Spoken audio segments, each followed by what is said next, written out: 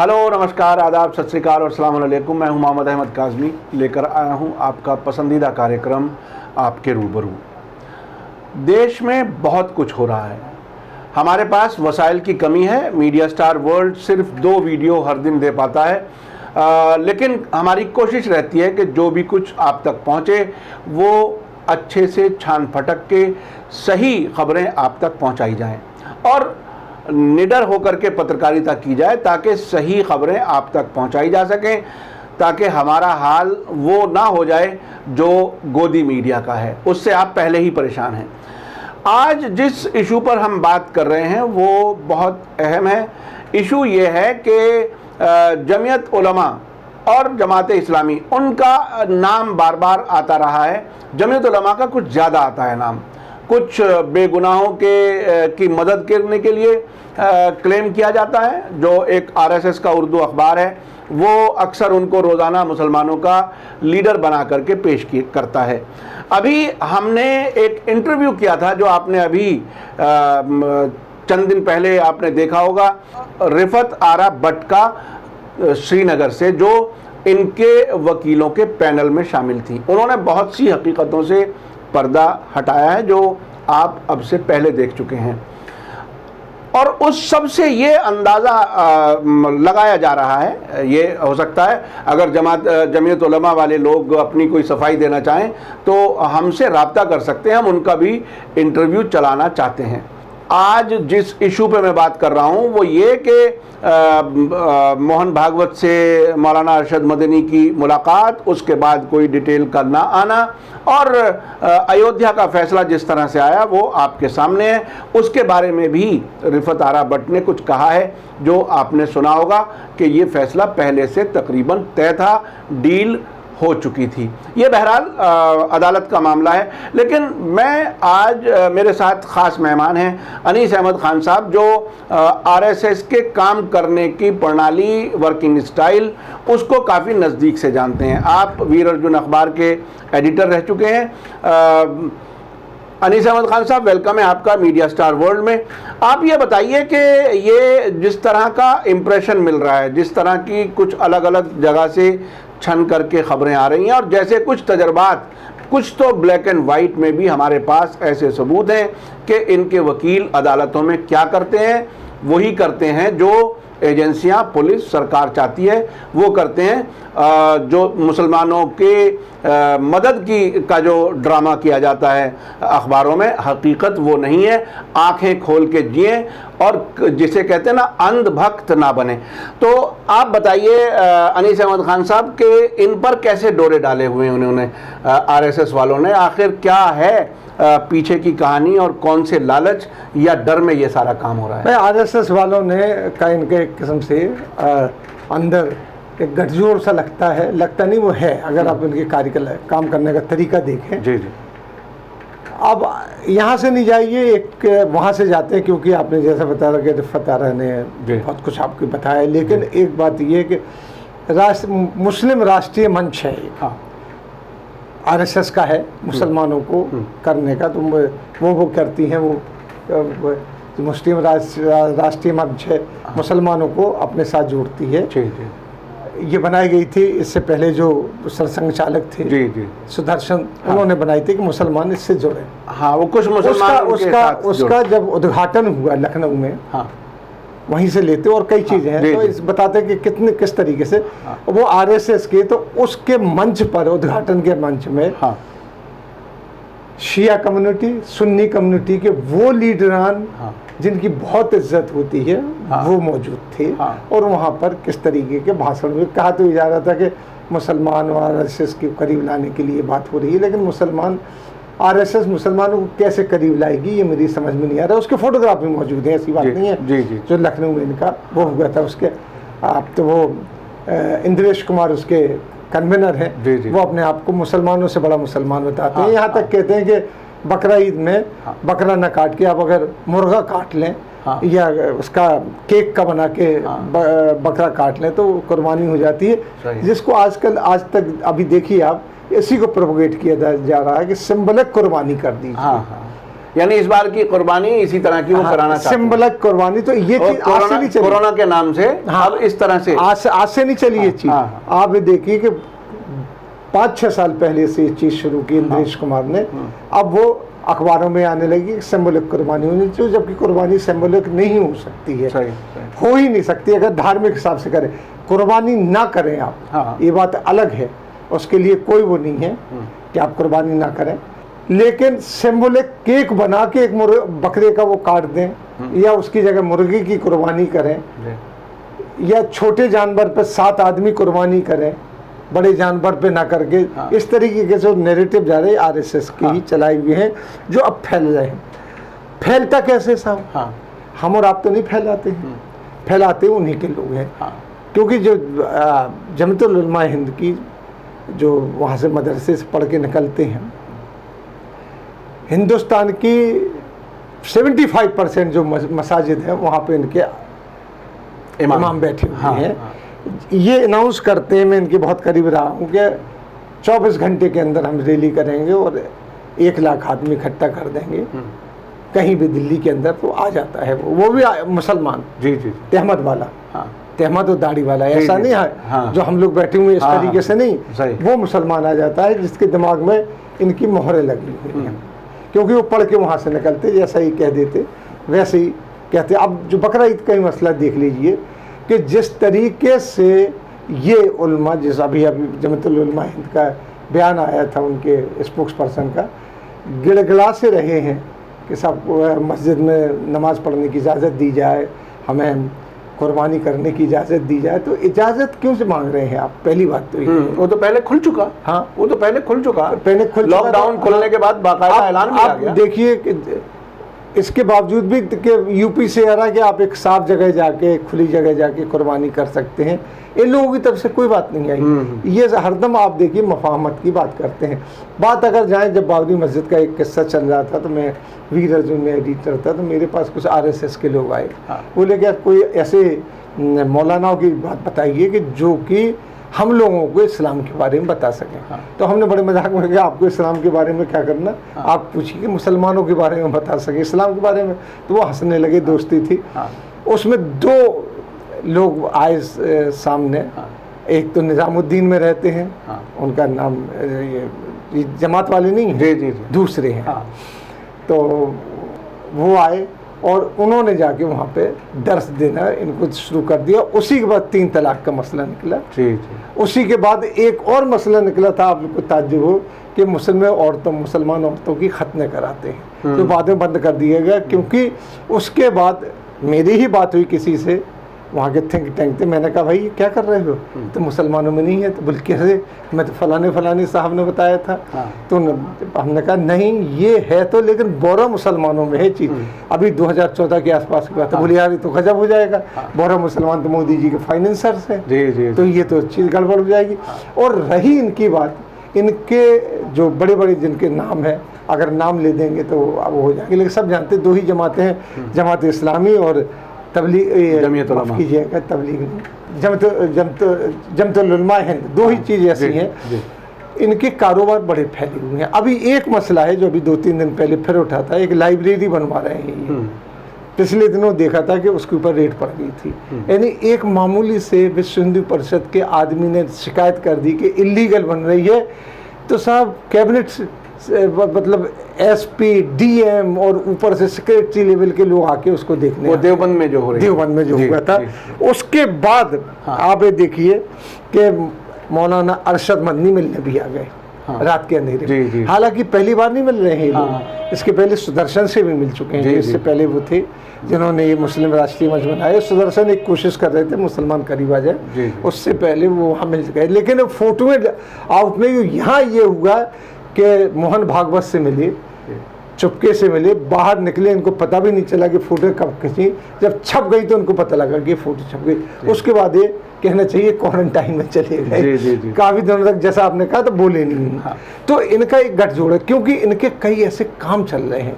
एक है कि जो ये NH-24 बना हुआ है, हाँ, हाँ। बहुत बड़ा, जिसको मोदी जी ने उद्घाटन किया था। जी, जी। 9 किलोमीटर बना था, 45 किलोमीटर का उद्घाटन करके आ गए थे हाँ, वो, जो मेरठ के लिए बना था, मेरठ मेरठ एक्सप्रेस। इसके आगे चल के आप देखिए ढाकना मसूरी आती है, बड़ा मशहूर है जी, ढाकना, वहाँ का जेल भी मशहूर है, हाँ, हाँ। और वहाँ की निहारी बहुत मशहूर है, वो शुद्ध घी की बनती है।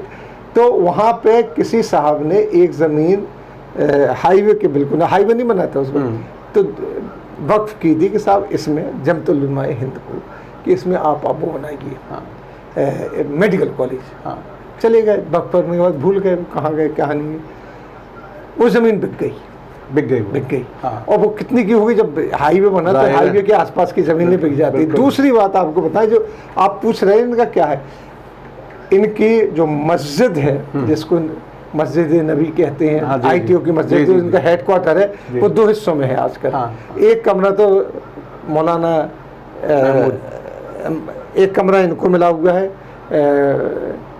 महमूद मदनी को। महमूद मदनी को तो पूरा ऑफिस ही है। अच्छा। उन्होंने 2 कमरे मौलाना अरशद मदनी को दे रखे, जिसमें ये रहते। उसमें बंदूकें तक निकल आई थी, सीने में बंदूक रख दी थी अरशद मदनी के, ये उनके भतीजे ने। और बड़ा चक्कर चला था, आज भी वो झगड़े होते हैं, आज भी रुके नहीं। तो उसके बदले में शीला दीक्षित ने, आप अगर देखें मिंटो रोड की तरफ, तो जो ITO है बहादुर शाह जफर नगर, उसके इस तरफ एक मस्जिद थी, उसमें प्रिंटिंग प्रेस लगी थी। बहुत पहले जब मैं बीरजन में काम करता था, मैं नमाज पढ़ने जाता था, एक प्रिंटिंग प्रेस लगी थी। वो प्रिंटिंग प्रेस के मालिक चले गए आपके लंदन, चला गया। वो बेशकीमती जगह है साहब, उस जगह की ITO पे है, उसकी कीमत नहीं, तो वो बिकी। बिकने के बाद उसकी रजिस्ट्री भी होगी, सारा कुछ हो गया। अब वो कैसे हुई, क्या हुई, वो तो एक बात है। तो वो जमतुल उलमा हिंद पार्ट फर्स्ट ने खरीद ली। उसके साथ ही मिंटो रोड पे बहुत बड़ी जगह दी गई इनको, अपने ऑफिस वगैरह, स्कूल वगैरह, ये सब बनाने के लिए। ये सरकारी मराहत लेते रहते हैं, वो चीज़ है जो लेते रहते हैं।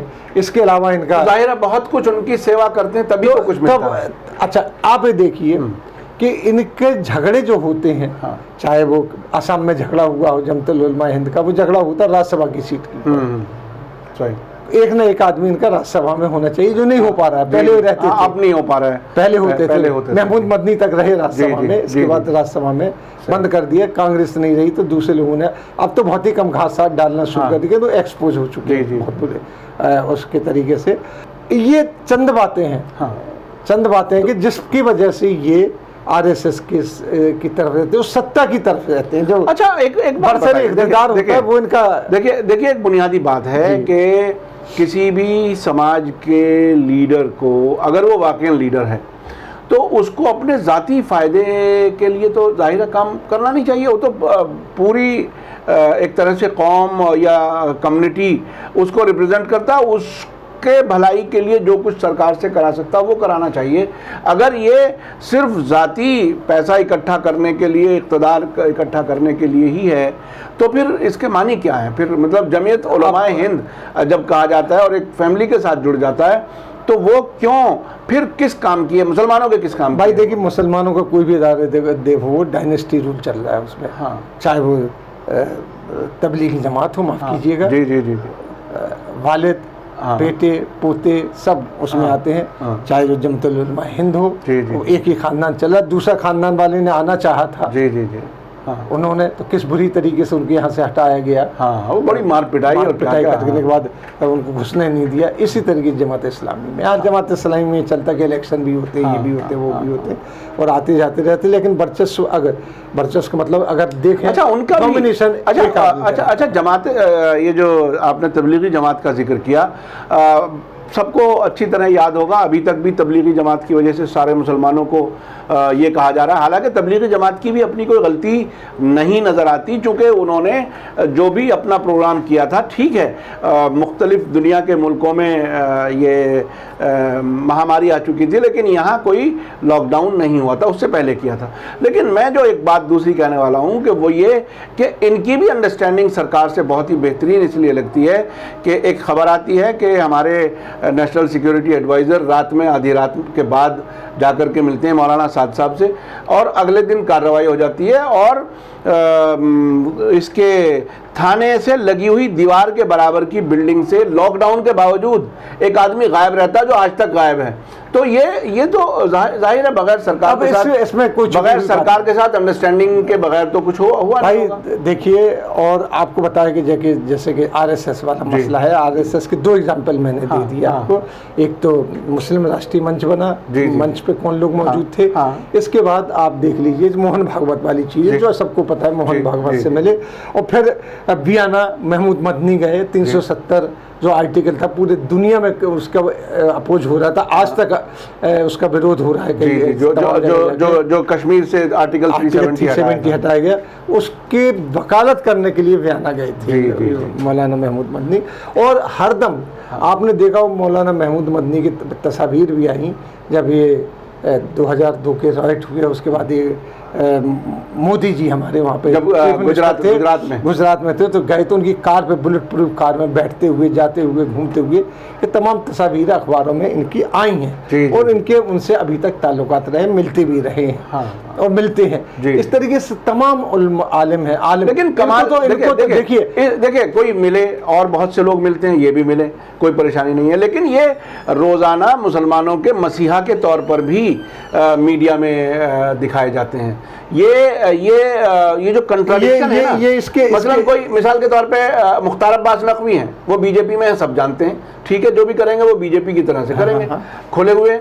लेकिन ये जो मौलाना मदनी एंड कंपनी जो हैं उनको रोज़ाना, अच्छा मैं तो जान सकता हूँ, समझ सकता हूँ कि आरएसएस के दैनिक जागरण का अखबार इनकलाब, जाहिर है वो तो उन्हीं को लीडर बना करके पेश करेगा जो मुसलमानों के काम ना आए। तो ये एक अजीब काम ना आए नहीं, मुसलमान के काम आते हुए उनके काम बिगाड़े। हाँ काम बिगाड़े बल्कि मुसलमानों का नुकसान कराने के लिए। तो ये बहुत ही अजीब और बहुत ही तकलीफदेह सूरत हाल है। लेकिन कुछ अंधभक्त हैं जो हमारे वीडियो के नीचे भी कमेंट्स करते हैं कई बार कि नहीं साहब ये तो बड़े मसीहा हैं, आप इनके बारे में ऐसी बात ना करें। लेकिन और कोई खास बात अगर रही हो तो आप अपनी बात पूरी करें। बातें तो बहुत हैं इनकी, क्योंकि कभी जैसे कि आरएसएस का है ना कि उसकी कोई चीज मंजरे आम पे नहीं आती है, बहुत दिनों बाद पता लगता है। अब कुछ ज्यादा आने लगी क्योंकि सरकार उसकी, तो लोग जर्नलिस्ट है उसकी काट छाट खोजबीन करते हैं आप जैसे लोग, तो कुछ चीजें आने लगी, इनकी नहीं आती है। मुझे मालूम है, आप भी जाइए जमतुल उलमा हिंद में तो प्रेस को इनवाइट नहीं है, सिर्फ प्रेस कॉन्फ्रेंस कभी कभार करते हैं, तो खाना वाना खिला दिए, सब कुछ कर दिया, आप जाइए बाहर। कभी ये नहीं होता जिस तरीके से, और आप कांग्रेस में जाते हैं, अंदर तक घुस गए, बैठे हुए बात कर रहे हैं, कुछ भी कर रहे हैं किसी पार्टी में, तो मुस्लिम जितनी बड़ी जमातें हैं उनमें आप फ्रीली नहीं जा सकते एज ए जर्नलिस्ट। मेरा लिख के ले लीजिए, चंद लोग ऐसे होते हैं जो उनके बड़े वफादार नज़दीकी होते हैं, तो वो आते जाते रहते हैं। वो इसलिए मैंने पूछा कि आप प्रेस को क्यों नहीं बुलाते हैं, जिससे आपकी पब्लिसिटी होगी, आप इतने अच्छे काम कर। बोले नहीं हम प्रेस को करीब नहीं रखते हैं।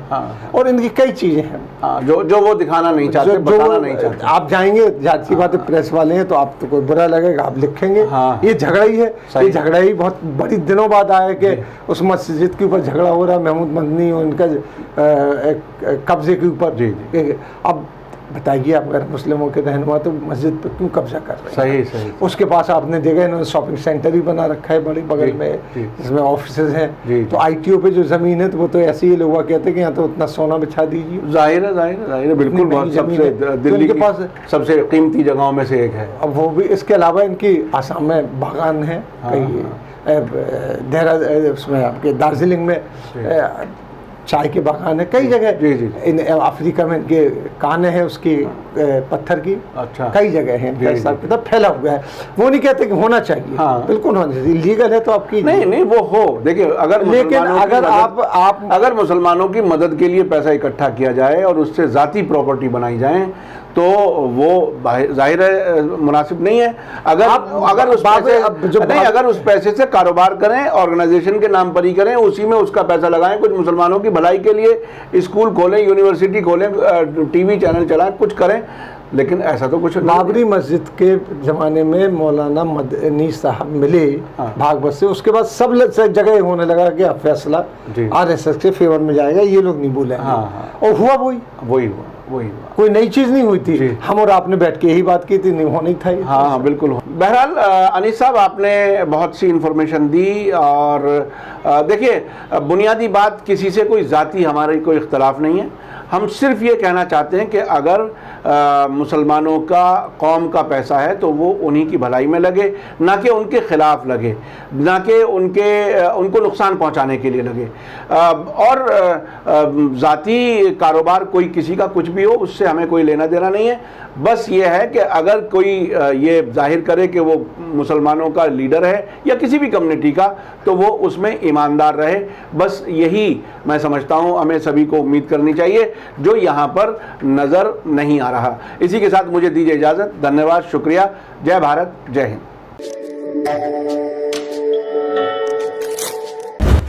मीडिया स्टार वर्ल्ड के और वीडियो देखने के लिए हमारे चैनल को सब्सक्राइब करें और सीधे नोटिफिकेशन पाने के लिए बेल आइकन दबाएं। और अगर हमारी खबर सच्ची और अच्छी लगे तो अपने व्हाट्सएप, इंस्टाग्राम, फेसबुक और ट्विटर अकाउंट पर ज़रूर शेयर करें।